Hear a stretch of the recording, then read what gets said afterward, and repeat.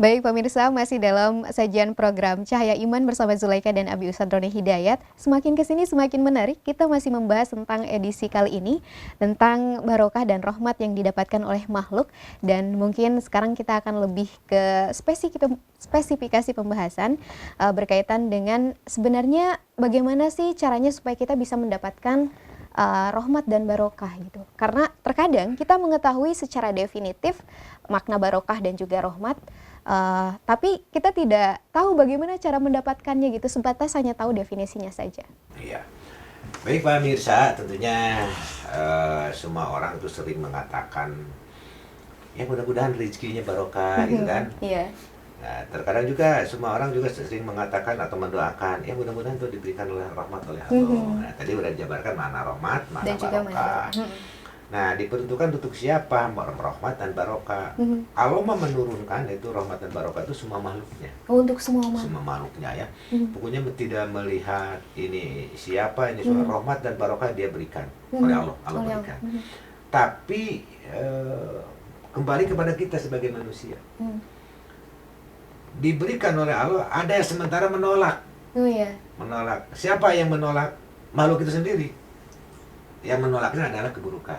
Oh, ketika dia melakukan Jadi keburukan. rahmat dan barokah itu bisa ditolak dengan keburukan bisa. Oh, jadi yang harusnya rahmat itu datang kepada kita, ketika kita terlalu banyak melakukan keburukan bisa jadi tertolak secara tidak langsung. Bisa terhalang. Terhalang itu ya. Bisa terhalang itu rahmat. Nah, bagaimana? Nah, begini. Kita cari dulu bagaimana untuk mendapatkan rahmat dan barokah dari Allah. Itu sebetulnya ada 5 poin ya, menurut Imam Ghazali. Dalam sebuah kitabnya banyak itu yang memberikan bahwa untuk mendapatkan rahmat dan barokah dari Allah, pasti Allah memberikan kepada semua makhluknya. Yang pertama dalam sebuah hadis rahimallahu, Allah akan memberikan rahmat dan di sananya ada barokah.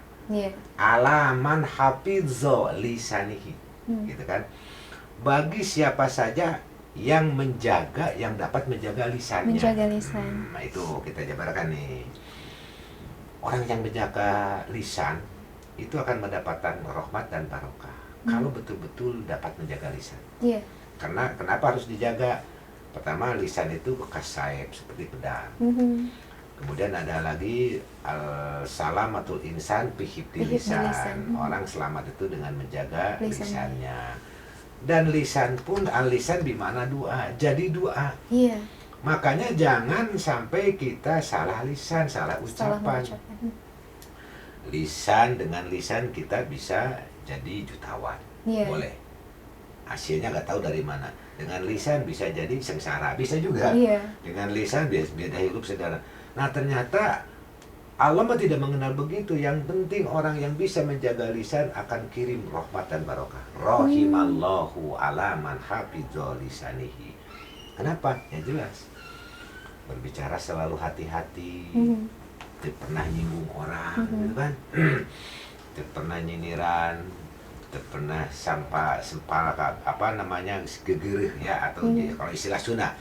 Ya tidak pernah nyinggung orang, tidak pernah gibah gitu kan, menghina orang. Itu Allah itu akan rahimallahu alamal akan menyayangi bagi orang yang menjaga lisan. Rahimallahu alaman hafidz lisanihi. Allah menyayanginya bagi siapa saja yang menjaga lisannya, sehingga orang yang berbuat kasih sayang terhadap sesamanya dengan lisannya kan beda, Neng. Iya. Akhirnya Neng ketemu dengan teman, ketika ketemu dia berbicara sopan, sopan santun, selalu menghargainya, selalu menghargai kita. Beda dengan ucapan ketika ketemu, ucapannya kasar ya. Apalagi kalau di Sunda banyak kasar, kalau di Indonesia nggak begitu kan.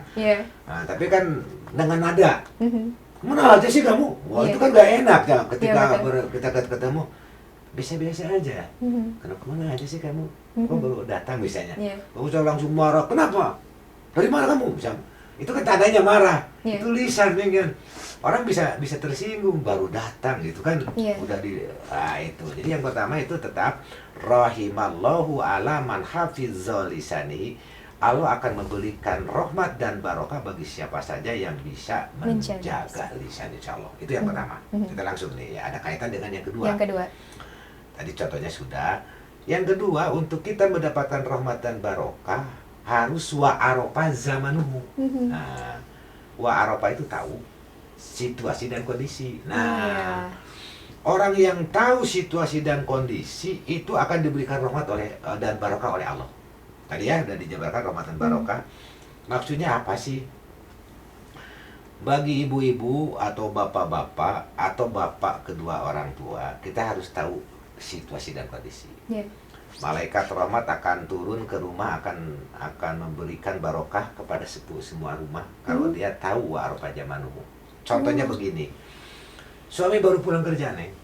Suami baru pulang kerja, capek. Tiba-tiba masuk rumah, assalamualaikum, waalaikumsalam, dijawab oleh istrinya. Ternyata belum duduk, belum apa-apa, istrinya udah ngomel. Bapak itu tadi ada yang nagih sama bagaimana bapak belum bayar sampai mama di, wah sampai itu enak nggak nih gitu? Enggak loh Pak, baru datang. Ya, baru datang, nah itu tidak wa'arofa zamanuhu. Tidak tahu situasi dan kondisi. Bagusnya bukan begitu. Ketika suami datang ke rumah, dia suruh dulu, ya duduk dulu, istirahat dulu. Nah, kemudian kasih air dulu atau gimana lah. Bagus-bagus kayak mutiah. Nanti kalau ada dari riwayat mutiah ya, Neng, itu mutiah itu dia dinyatakan ahli surga sampai oleh Siti Fatimah itu di ini, Neng, apa namanya, di soalnya kalau bukan lirik ya, apa kalau istilahnya tuh iri gitu. Kok kenapa itu mutiara sampai ahli surga gitu kan? Sampai ahli surga itu ceritanya nanti ya, insya Allah. Nah, dia itu orang yang wa'arofa zamanuhu. Orang yang tahu situasi dan kondisi dalam segala hal. Kenapa? Ini mutiara ceritanya, singkat saja. Itu mutiara itu ketika Nabi Muhammad SAW datang oleh anaknya Fatimah. Fatimah datang kepada Rasulullah, ya Rasulullah, ama ya ahli surga teh saha, gitu kan, bilang begitu, siapa sih ahli surga teh ama, gitu. Rasulullah datang aja ke mutiara, tetangga kamu dia ahli surga, katanya gitu. Seorang Rasulullah sudah menyampaikan. Rasulullah udah mengetahui bahwa ada ahli surga adalah yang bernama mutiara, gitu. Dulu pada anaknya Fatimah, ayo datang ke sana, kemudian Siti Fatimah itu apa namanya tidak dengan anaknya, ya.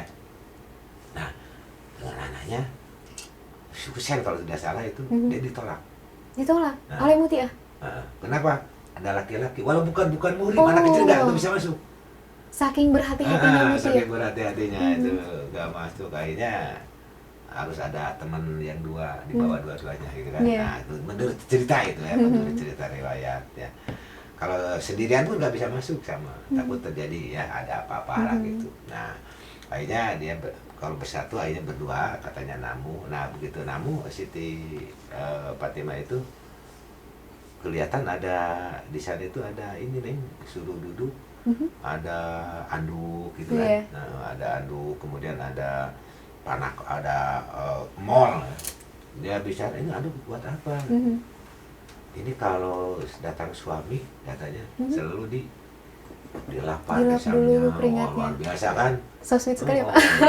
Dilapar banyak, dibuka bajunya, dikasih apa, kemudian air biasa gitu kan. Nah, itu bagus. Nah, kemudian tanya, ada mall itu panenggel ya, pamecut ya misalnya. Ada apa itu? Itu dia selalu bertanya pada suaminya, kalau pekerjaan istri tidak cocok boleh pukul, gitu kan? Sampai bertanya begitu. Tapi pernah katanya oleh Fatimah oleh mutiara di buku, nggak pernah, gitu kan? Nggak pernah. Ternyata hal itu terjadi bahwa dia adalah ahli surga sangat. Nah, itu wa'arofa zamanuhu. Jadi tahu situasi dan kondisi bahwa Siti Fatimah, Siti Mutiara itu sebagai ahli surga selalu menghargai sang suami. Luar biasa sekali. Dan masih ada poin-poin berikutnya berkaitan dengan bagaimana caranya supaya kita mendapatkan barokah dan rahmat. Jangan kemana-mana, tetap di Cahaya Iman bersama Zulaika dan juga Abi Ustadz Roni Hidayat.